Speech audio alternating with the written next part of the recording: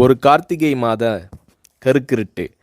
செங்கல்பட்டிலிருந்து படப்பிடிப்பை முடித்துக்கொண்டு எம்ஜிஆர் அவர்கள் நடுநிசி 12 மணி வாக்கில் காரில் வந்து கொண்டிருக்கிறார். கண் விழித்தவாறே தனது காரில் எம்ஜிஆர் அவர்கள் வந்து கொண்டிருந்த பொழுது வழியில் போலீஸ் உடையில் நின்ற ஒருவரை பார்க்கிறார். எம்ஜிஆர் அவர்களின் கார் அவரை கடந்து செல்கின்ற போது எம்ஜிஆர் அவர்களின் நெஞ்சில் பொறி தட்டுகிறது. ஆள் நடமாட்டமே இல்லாத இந்த அர்த்த ராத்திரியில் அந்த போலீஸ்காரர் பஸ்ஸுக்காக காத்து நிற்கிறார் என்பதை எம்ஜிஆர் அவர்கள் புரிந்து கொள்கிறார். உடனே தனது டிரைவரிடம் காரை நிறுத்த சொல்கிறார் எம்ஜிஆர். கார் பின்னோக்கி வருகிறது. போலீஸ்காரரின் அருகில் காரை நிறுத்தி கதவை திறந்து ஏறுங்கள், எங்கே போக வேண்டும் என்கிறார் எம்ஜிஆர். பரவாயில்லை, நான் பஸ்ஸிலே வந்து விடுகிறேன் என்கிறார் அந்த போலீஸ்காரர். நேரமாகிவிட்டது, இனி இந்த ரூட்டில் பஸ் கிடையாது, ஏறிக்கொள்ளுங்கள் என்று எம்ஜிஆர் அவர்கள் வலுக்கட்டாயம் செய்ய போலீஸ்காரர் வேண்டா வெறுப்பாக ஏறுகிறார்.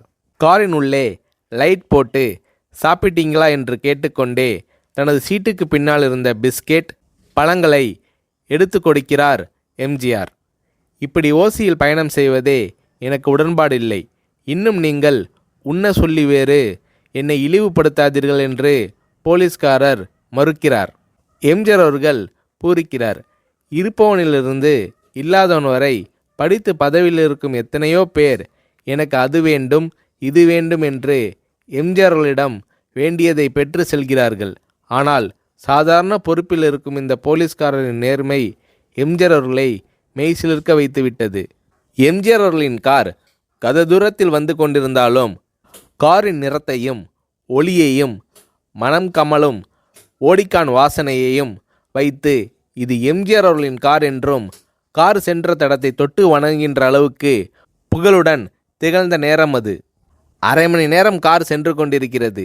ஆனால் அதுவரை எம்ஜிஆர் அவர்களை பற்றி பெரிதாக போற்றி புகழ்ந்து பேசாமல் அந்த போலீஸ்காரர் வந்ததே புரட்சித் தலைவர் எம்ஜிஆர் அவர்களுக்கு அந்த போலீஸ்காரர் மீது மரியாதையை கூடுதலாக்கியது.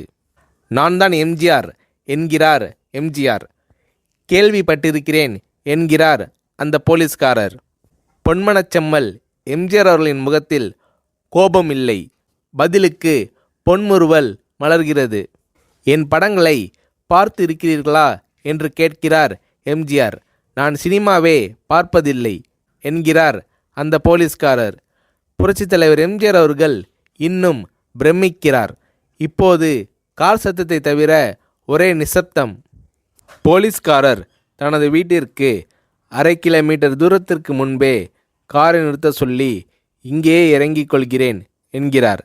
ஏன், நீங்கள் குறிப்பிட்ட அந்த விலாசம் இன்னும் 1/2 கிலோமீட்டர் தூரம் இருக்கிறதே என்கிறார் எம்ஜிஆர்.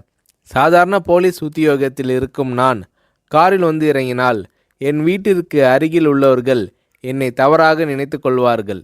இதுவரை இப்படி நான் யார் காரிலும் ஓசியில் வந்து பழக்கமில்லை. நீங்கள் இவ்வளவு தூரம் செய்த உதவிக்கு நன்றி என்கிறார் அந்த போலீஸ்காரர்.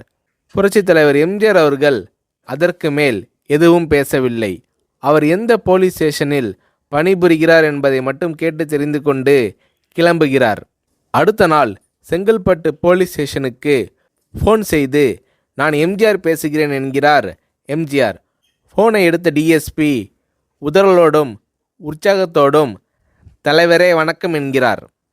இரவு சந்தித்த போலீஸ்காரரை பற்றி விசாரிக்கிறார் எம்ஜிஆர். அந்த டிஎஸ்பி சொல்கிறார், நீங்கள் குறிப்பிடும் அவர் இன்று விடுப்பில் இருக்கிறார்.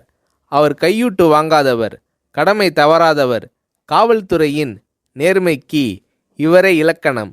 வெற்றிலை பாக்கு, பீடி, சிகரெட் போன்ற போதை வஸ்துக்கள், நாடகம், சினிமா போன்ற பொழுதுபோக்கு அம்சங்களையெல்லாம் இவர் அறியாதவர்.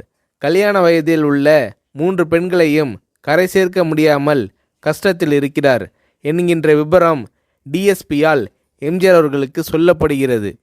அவரை நாளை என் தோட்டத்திற்கு வர சொல்லுங்கள் என்கிறார் எம்ஜிஆர்.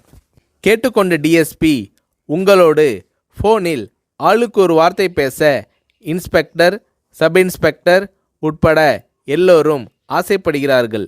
ஃபோனை அவர்களிடம் கொடுக்கலாமா என்கிறார். எம்ஜிஆர் அவர்கள் கொடுங்கள் என்கிறார். பேசுகிறார். அந்த போலீஸ் ஸ்டேஷனே புண்ணியம் பெற்றதாக மகிழ்ச்சி அடைகிறார்கள் அந்த போலீஸ்காரர்கள். மறுநாள் அந்த போலீஸ்காரர் ராமவரம் தோட்டத்திற்கு அழைத்து வரப்படுகிறார். அவரிடம் பேப்பரில் மடித்த பெரிய பணக்கட்டை கொடுத்து, இதை வைத்து உங்கள் பெண்களின் கல்யாணத்தை நடத்துங்கள் என்கிறார் எம்ஜிஆர். போலீஸ்காரர் மறுக்கிறார்.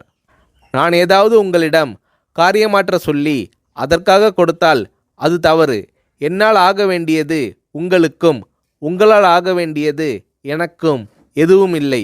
நான் உங்கள் கூட பிறந்த ஒரு சகோதரனாக நினைத்து கொடுக்கிறேன், பெற்றுக்கொள்ளுங்கள் என்று சொன்ன பிறகு கேட்டும் கூட கிள்ளி கொடுக்காத கனவான்கள் வாழும் இந்த உலகில் ரோட்டில் நின்றவனை அழைத்து சென்று அள்ளி கொடுத்த எம்ஜிஆர் அவர்களின் கருணையில் நெகிழ்ந்து போய் பெற்றுக்கொள்கிறார் அந்த போலீஸ்காரர். பிறகு ஒரு தேதியில் புரட்சித் தலைவர் எம்ஜிஆர் அவர்களே சென்று அந்த போலீஸ்காரரின் 3 பெண்களின் திருமணத்தையும் நடத்தி வைத்து வாழ்த்தி இருக்கிறார்.